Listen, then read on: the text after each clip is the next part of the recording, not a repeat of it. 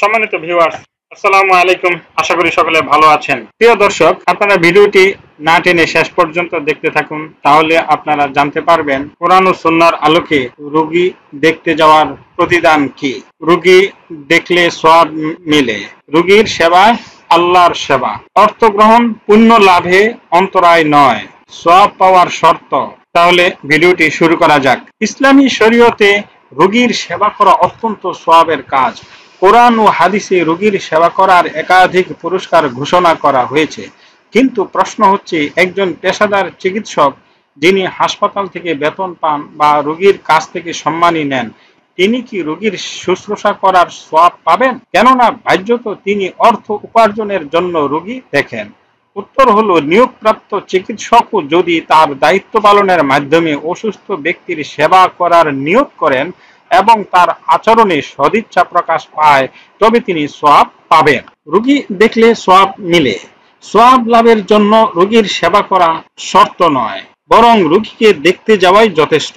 আমিরুল মুমিনিন হযরত আলী রাদিয়াল্লাহু তাআলা আনহু বলেন, আমি রাসূল পাক সাল্লাল্লাহু আলাইহি ওয়াসাল্লামকে বলতে শুনেছি, কোনো ব্যক্তি তার রুগ্ন মুসলমান ভাইকে দেখতে গেলে সে না বসা পর্যন্ত জান্নাতের খেজুর আহরণ করতে থাকে, অতঃপর সে বসলে রহমত তাকে ঢেকে ফেলে। সে ভোরবেলা তাকে দেখতে গেলে 70,000 ফেরেশতা তার জন্য সন্ধ্যা পর্যন্ত দোয়া করতে থাকে। সে সন্ধ্যাবেলা তাকে দেখতে গেলে সকাল পর্যন্ত 70,000 ফেরেশতা তার জন্য দোয়া করতে থাকে। সুনানে ইবনে মাজাহ শরীফ, হাদিস নং 1442।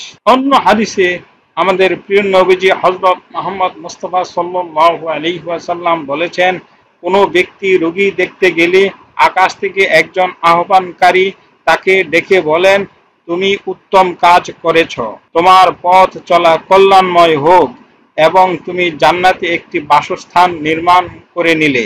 সুনানে ইবনে মাজাহ শরীফ, হাদিস নং 1443।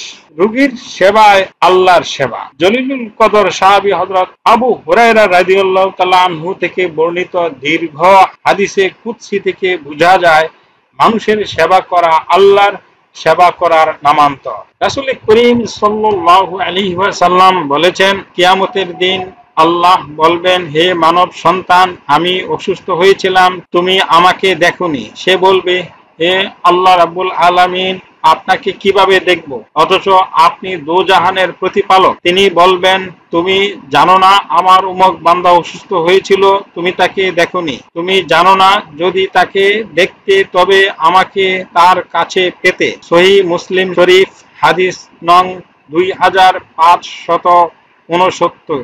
অর্থ গ্রহণ পুণ্য লাভে অন্তরায় নয়। রোগী দেখে বেতন বা নগদ অর্থ নেওয়া সওয়াব পাওয়ার ক্ষেত্রে অন্তরায় নয়। কেননা আল্লাহ রাব্বুল আলামিনের বিশেষ অনুগ্রহ হলো নিয়ত ও নিষ্ঠার গুণে তিনি পার্থিব কাজকে পুণ্যের মর্যাদা দেন। যেমন পরিবারের জন্য খরচ করা ব্যক্তির পার্থিব দায়িত্ব, কিন্তু সওয়াবের নিয়ত করলে সে সওয়াব পাবে। উম্মে সালামা রাদিয়াল্লাহু তাআলা আনহা বলেন, আমি জিজ্ঞাসা করলাম, হে আল্লাহর রাসূল সাল্লাল্লাহু আলাইহি ওয়াসাল্লাম, আমার স্বামী আবু সালামার সন্তান যারা আমারও সন্তান, তাদের জন্য ব্যয় করলে আমার সওয়াব হবে?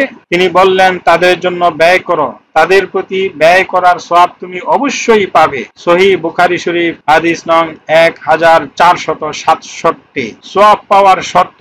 নির্ধারিত বেতন, ভাতা ও সম্মানী গ্রহণের পরও একজন চিকিৎসক সওয়াব পেতে পারেন যদি তিনি আল্লাহর সন্তুষ্টির নিয়ত করেন এবং রোগীর সঙ্গে সদাচার করেন। শায়েখ উমর সুলাইমান আশকার রাহমাতুল্লাহি আলাইহি বলেন, জাগতিক কাজে নিযুক্ত মুসলিম কর্মীরা, যেমন চিকিৎসক, প্রকৌশলী, গবেষক, তারা নিজেদের কাজকে নেক নিয়তের মাধ্যমে পুণ্যে পরিণত করতে পারেন।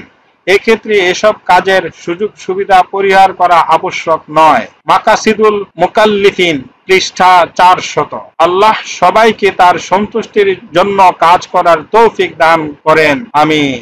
সম্মানিত ভিউয়ার্স, ভিডিওটি যদি ভালো লাগে বা কোনো উপকারে আসে, তাহলে অবশ্যই লাইক দিবেন, ফ্রেন্ডস এন্ড ফ্যামিলিতে শেয়ার করে দিবেন এবং চ্যানেলটি সাবস্ক্রাইব করে অল বেল আইকন প্রেস করে দিবেন, যাতে পরবর্তীতে নতুন ভিডিও আপলোড দেওয়ার সাথে সাথে নোটিফিকেশন পেতে পারেন। ভিডিও সম্পর্কে আপনাদের মূল্যবান মতামত কমেন্ট বক্সে জানাবেন। সবাই ভালো থাকবেন। পরবর্তী ভিডিওতে দেখা হবে ইনশাআল্লাহ।